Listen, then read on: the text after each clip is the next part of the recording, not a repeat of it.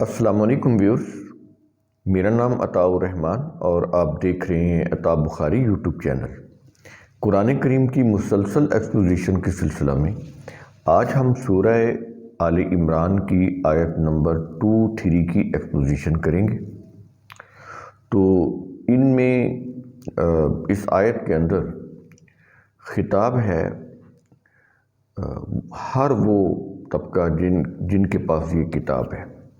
ہمارے پاس بھی ہے اور اسی طرح وہ بھی دعوے دار ہیں، جیوز اور اسی طرح کرسچین وہ بھی دعوے دار ہیں۔ تو جن کے پاس بھی کتاب ہے، اب مسلمانوں کے پاس جو کتاب ہے وہ تو کتاب اللہ ہے، جیوز اور کرسچین کے پاس جو ہے وہ تو انہوں نے اپنے ان کے جو علماء، مشائخ، احبار اور رہبان، وہ تو انہوں نے اس کو جمع کیا اپنے اپنے قیاس کے مطابق۔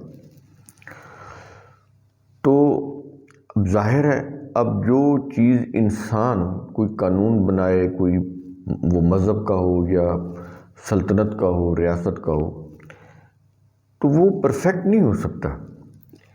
قانون اسی کا پرفیکٹ ہو سکتا ہے جو کریٹر ہے، جو انسانوں کی نیڈز، وانٹس کو جانتا ہے، تو وہی قانون بنا سکتا ہے۔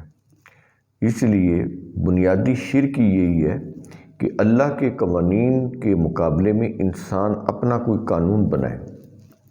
یہاں پر یہ بھی چیز سمجھ لیں کہ ریاست کی سطح کے اوپر جب ہم اسٹیٹ کا کوئی قانون بناتے ہیں یا یوں کہہ لیں آئین بناتے ہیں، تو وہ جو کانسٹیٹیوشن ہوتا ہے ایکچولی وہ زمانے کے حالات، واقعات کے مطابق بنایا جاتا ہے۔ وہ کانسٹیٹیوشن اگر اللہ کے قانون کے مطابق نہیں ہے، اس کے تابع نہیں ہے، تو یہ سب سے بڑا شرک ہو جائے گا۔ اس شرک کے اندر جو بنیادی جو نقصان ہے وہ ہے کیوس کا۔ کیوس یہ چیز پیدا ہوتی ہے، اس سے پھر معاشرہ جو ہے ڈس انٹیگریٹ ہو جاتا ہے۔ جب معاشرہ ڈس انٹیگریٹ ہو جاتا ہے، ڈس انٹیگریشن پھیل جاتا ہے، انتشار ہو جاتا ہے معاشرے کے اندر، تو پھر وہ معاشرے کی گروتھ رک جاتی ہے، وہ طرح طرح کی مشکلات میں پھنس جاتا ہے وہ معاشرہ۔ تو یہ بڑی اہم چیز ہے جس طرف قرآن کریم توجہ دلا رہا ہے۔ اب یہاں یہ جو آیت ہے 2-3 سورہ آل عمران کی، یہ شروع ہو رہی ہے الم تر الی الذین اوتوا نصیبا من الکتاب۔ کیا تو نے ان لوگوں کی طرف نہیں دیکھا جنہیں کتاب سے کچھ حصہ دیا گیا؟ یہ سوالیہ فکر ہے۔ اور آگے کہہ رہا ہے یدعون الی کتاب اللہ لیحکم بینہم۔ ان کو کتاب اللہ کی طرف بلایا جاتا ہے، اور کس لیے بلایا جاتا ہے؟ قرآن کریم ساتھ ہی اس کا مقصد بھی بیان کر رہا ہے کہ لیحکم بینہم، تاکہ وہ کتاب ان کے درمیان فیصلہ کرے۔ جو بھی ان کے آپس میں اختلافات ہیں، ان اختلافات کا فیصلہ تو کتاب اللہ کی روح سے ہو سکتا ہے، لیکن وہ تو کتاب اللہ کے پاس نہیں جاتے۔ اگر وہ کتاب اللہ کو ایڈاپٹ کر لیں تو ان کے جتنے بھی مفاد پرستی کے جو نظام ہیں، فرقے ہیں، وہ تو سارے کے سارے ختم ہو کے رہ جاتے ہیں۔ تو اس لیے وہ پھر ادھر آتے ہی نہیں۔ نام لیتے ہیں کہ ہم کتاب اللہ کو مانتے ہیں، لیکن مانتے کن کو ہیں؟ وہ جو ان کے اسکول آف تھاٹ کی جو کتابیں ہوتی ہیں قرآن کے نام پہ کہ یہ اس کی تفسیر ہے، یہ رسول کی سیرت ہے، تو یہ فقہ کی کتاب ہے، تو اس طرح سے وہ ان چیزوں کو مانتے ہیں، لیکن جو چیز کتاب اللہ کے اندر ہوتی ہے اس کے اوپر نہیں آتے۔ اگر اس کے اوپر آ جائے تو ان کا فرقہ قائم نہیں رہتا۔ ان کے مفاد پرستی کے اتنے بڑے بڑے نظام جو انہوں نے بنائے ہوتے ہیں، بڑی بڑی جامعات، لائبریریز، بڑے بڑے ان کے وہ مذہب کے کاروبار، ان کی عقیدت، شہرت، مقبولیت، ان کے وہ جو جس طرح سے وہ ان کے جلسے جلوس، ان کا روب دبدبہ، یہ ساری چیزیں ختم ہوتی ہیں۔ تو اس میں تو پھر محنت کرنی پڑے گی اپنے روزگار کے لیے۔ مذہبی پیشوائیت تو وہ کام کرنے کے لیے تیار نہیں ہے، ان کو تو لوگوں کا جو مال و دولت ہوتی ہے اس کے اوپر وہ پل رہے ہوتے ہیں، عیاشی کی زندگی گزار رہے ہوتے ہیں، عیش پرستی کی زندگی گزار رہے ہوتے ہیں۔ تو وہ کام تو نہیں کر سکتے جن کو بغیر محنت کے اتنا کچھ مل رہا ہو، تو وہ کیوں کریں گے محنت؟ تو یہ چیزیں اس طرح سے ہیں۔ اس لیے قرآن کریم توجہ دلا رہا ہے کہ ان کو کتاب اللہ کی دعوت دی جاتی ہے تاکہ وہ کتاب ان کے درمیان فیصلہ کر دے، لیکن ان کا رویہ کیا ہوتا ہے؟ ثم یتولی فریقا منہم وہم معرضون، پھر ان میں سے ہر فرقہ، فریق منہم، ان میں سے ہر فرقہ کیا کرتا ہے؟ یتولی، کتاب سے منہ پھیر لیتا ہے۔ تو آپ یہ دیکھ لیں جتنے بھی ریلیجس پریسٹ ہوتے ہیں، کبھی آپ نے دیکھا ہے کہ وہ کتاب اللہ کو بیان کرتے ہوں یا سمجھاتے ہوں؟ کس سے سنائیں گے آپ کو؟ سیرت کے نام پہ، تفسیر کے نام پہ، روایات کے نام پہ وہ سنائیں گے، لیکن خالص کتاب اللہ کبھی بھی پیش نہیں کریں گے۔ تو اس لیے قرآن کریم کہہ رہا ہے کہ جب انہیں کتاب اللہ کی طرف دعوت دی جاتی ہے کہ اسی کو مانو، یہی تمہارا قانون ہے، یہی تمہارے بہتری کے لیے اللہ نے اس کو ضابطہ حیات تمہارے لیے بنا کر دیا ہے، تو اسی میں تمہاری فلاح ہے، تو اس پہ نہیں آئیں گے۔ وہ اپنے وہ وقتی یا عارضی مفاد جو ہوتے ہیں ان کے اوپر ان کا فوکس ہوتا ہے۔ دائمی مفاد جو ہے، کیونکہ زندگی تو یہ نہیں ہے کہ بس اسی دنیا میں ہم ختم ہو جائیں گے، زندگی تو آگے چلے گی، تو دائمی زندگی تو بھی آنی ہے، تو ان کی توجہ دائمی زندگی کے اوپر نہیں ہوتی۔ یہ جو زندگی کے عارضی مفاد ہیں وہ انہی میں مست ہوتے ہیں۔ تو اس لیے قرآن کریم نے کہا کہ ثم یتولی فریق منہم،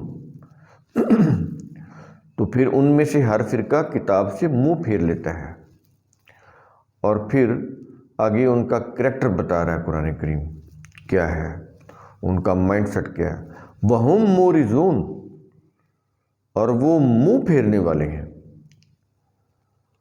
تو منہ پھیرنا کیا چیز ہے؟ کہ کتاب اللہ کو ٹچ ہی نہ کرنا، اس کو سمجھنا ہی نہ، اپنی زندگی کے معاملات میں دیکھنا ہی نہ کہ وہ کتاب اللہ کے مطابق ہیں یا نہیں ہیں۔ ہمارے جو زندگی گزارنے کے طریقے ضابطے اللہ کے قوانین کے مطابق ہیں یا اس سے ٹکراتے ہیں، تو وہ چیز کبھی بھی نہیں آئیں گے اس کے اوپر۔ اس کو وہ کیا کریں گے؟ وہی چیز جو ان کے آباء و اجداد کی طرف سے ان کو ملی ہوتی یا ان کے مذہبی پیشواؤں کی طرف سے ان کو ملی ہوتی، اسی کے اوپر چلتے چلے جاتے ہیں، کتاب اللہ سے منہ پھیر لیتے ہیں۔ اور پھر جو قوم کتاب اللہ سے منہ پھیرتی ہے اس کا انجام اسی دنیا میں ہی تباہی ہوتا ہے۔ جتنی بھی مسلم اقوام ہیں وہ کسی بھی ملک میں رہ رہی ہوں، کیونکہ یہ قوم تو نہیں رہے، اب تو یہ اقوام ہے۔ سعودی عرب کے اپنے مفاد ہیں، شام کے، لبنان کے، جتنے بھی اسلامی کنٹریز اپنے آپ کو کہلاتے ہیں، کویت ہے، عراق ہے، ایران ہے، پاکستان ہے، ہر ایک کے اپنے اپنے مفاد ہیں، اسی کے اوپر وہ چلے جا رہے ہیں۔ تو پھر یہ ایک قوم تو نہیں ہوئی، ایک امت تو نہ رہی۔ تو جب ایک امت بنے گی تو پھر ٹھیک ہے، لیکن ابھی تو نہیں۔ تو یہ چیز، یہ کیوں، یہ انتشار کیوں ہے، یہ ڈس انٹیگریشن کیوں ہے؟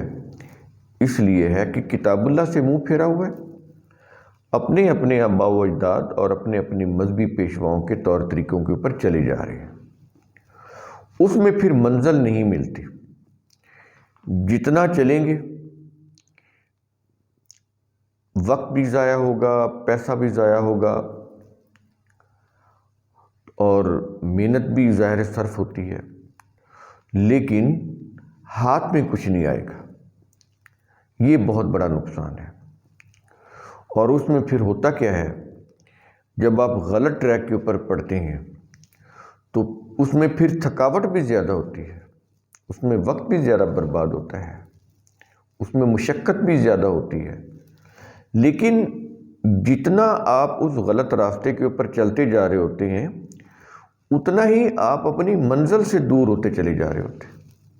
یعنی اس میں پھر کوئی ایک مصیبت نہیں ہے، اس میں تو پھر انسان مصائب اور مشکلات میں ہر طرف سے گھر جاتا ہے، راستہ پھر نظر نہیں آتا، اپنی منزل کھو دیتا ہے۔ جتنا وہ آگے بڑھتا ہے اپنی منزل کھوتا چلا جاتا ہے، یہ ہوتا ہے اس کے ساتھ۔ تو یہ بڑی اہم آیات ہیں،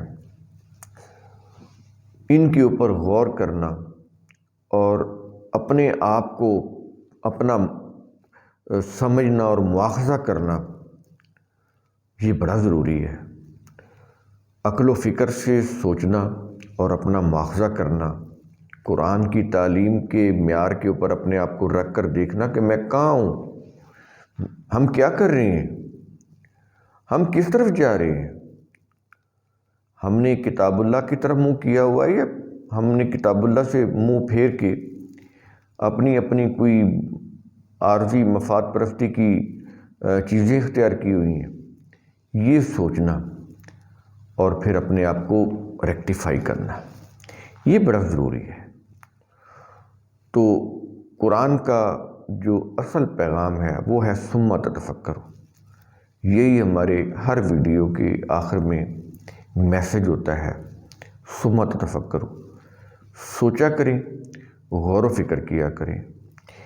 جب تک یہ عمل نہیں ہوگا آپ کوئی فیصلہ نہیں کر سکتے، آگے بڑھنا تو بہت دور کی بات ہے، کوئی فیصلہ بھی نہیں کر سکتے۔ تو کوئی فیصلہ کرنے کے لیے آپ کو سوچنا ہوگا، سمجھنا ہوگا۔ شکریہ۔